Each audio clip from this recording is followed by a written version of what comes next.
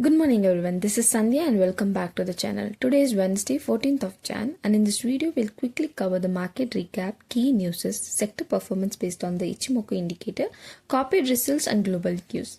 Let's start with the corporate news. Bank of Maharashtra delivered a blockbuster Q3 FY26 result with a net profit surging 26.5% year on year to 1,779 crore and 8.9% quarter on quarter growth, beating street estimates of 1,633 crore.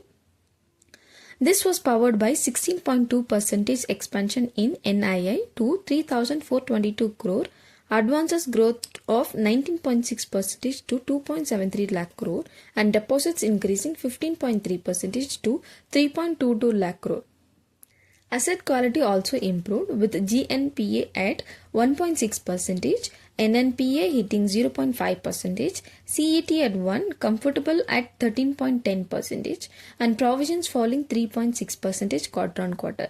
Shares reacted positively, climbing 1.3% intraday to 64 rupees 60 paisa near 52 weeks high, signaling a strong market approval of the bank's growth momentum and dividend declaration. On the global news front, Donald Trump announced that countries doing business with Iran could face a 25% tariff on US trade. For India, exports worth around $1.2 billion to Iran are at risk, including basmati rice, tea, sugar, pharmaceuticals and chemicals. The relief is that rice, India's biggest export to Iran, is largely considered a humanitarian item, so it's not directly targeted.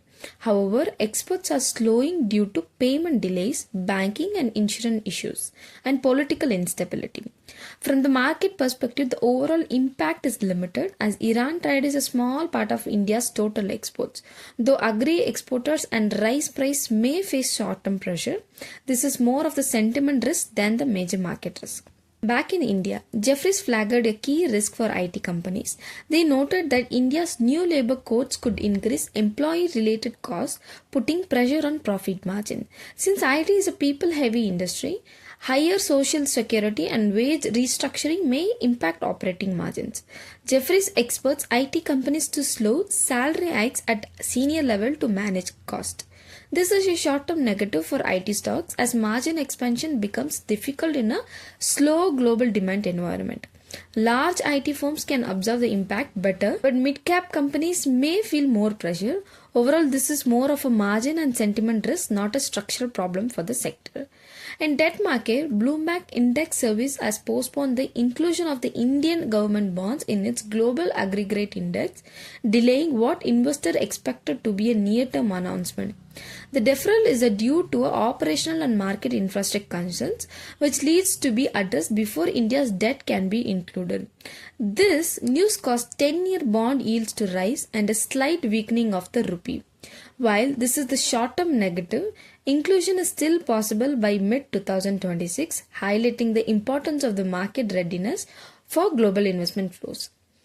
Another geopolitical development, Trump has sparked a debate against by suggesting the US should control Greenland, citing its strategic Arctic location and rich rare earth mineral resources.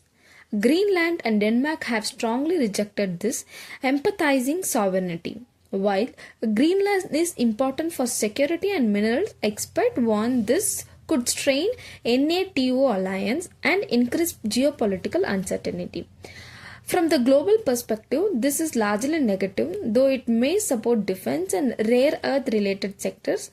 Overall, this is more about power politics than partnership.